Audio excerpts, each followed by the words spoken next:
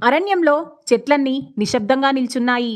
గాలి కూడా వీచడానికి భయపడింది. ఎందుకంటే పర్వతాలను కదిలించే శక్తి ఉన్న భీముడు అక్కడ గర్జిస్తున్నాడు. కాని ఒకరోజు ఒక వృద్ధ వానరుడు కేవలం తన తోకతోనే భీముడి అహంకారాన్ని నేలకు దించి బలం బాగుంది, కాని వినయం ఇంకా గొప్పది అని చూపించాడు. పాండవులు అరణ్యవాసంలో ఉన్న రోజులవి.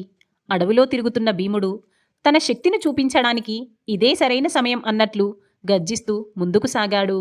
అప్పుడే మార్గం మధ్యలో ఒక పెద్ద రాయిపై ఒక వృద్ధ వానరం పడుకొని ఉంది. దాని పొడవాటి తోక భీముడు వెళ్లే దారికే అడ్డంగా పడింది. అరే వానరమా, ఇదేం విధానం?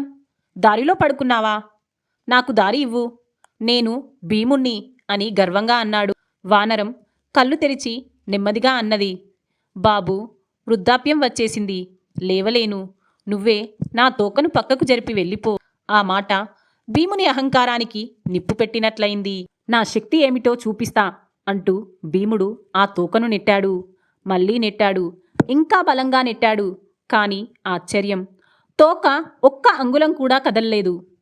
పర్వతాన్ని ఎత్తగల శక్తి ఉన్న భీముడే ఒక వృద్ధ వానరపు తోకను కదిలించలేక చెమటలు పట్టిపోయాడు.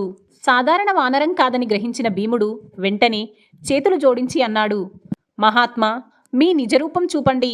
నేను అర్థం చేసుకున్నాను. నా అహంకారం తప్పు. వానరం మెల్లగా లేచింది. ఒక దివ్యకాంతి ప్రసరించింది.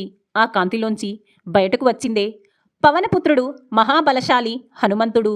భీముడు ఆనందంతో నమస్కరించాడు. అన్నయ్య అని హృదయపూర్వకంగా ఆలింగనం చేసుకున్నాడు. భీమా, శక్తి మంచిదే, కాని అహంకారం దానిని నాశనం చేస్తుంది. బలం కంటే వినయం గొప్పది. మనసు పుణ్యంగా ఉంటేనే శక్తి ఫలిస్తుంది అని హనుమంతుడు ఉపదేశించాడు. అలాగే కురుక్షేత్ర యుద్ధంలో అర్జునుడి రథంపై పతాకంగా నిలబడి పాండవులను రక్షిస్తానని ఆశీర్వదించాడు.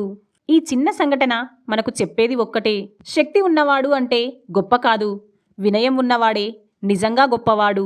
ఈ కథ నచ్చితే తప్పకుండా లైక్ చేయండి, మీ ఫ్రెండ్స్తో షేర్ చేయండి. భక్తి వీడియోల కోసం మా ఛానల్ని సబ్స్క్రైబ్ చేసి మా కుటుంబంలో మీరు భాగమవ్వండి. మర్చిపోవద్దు.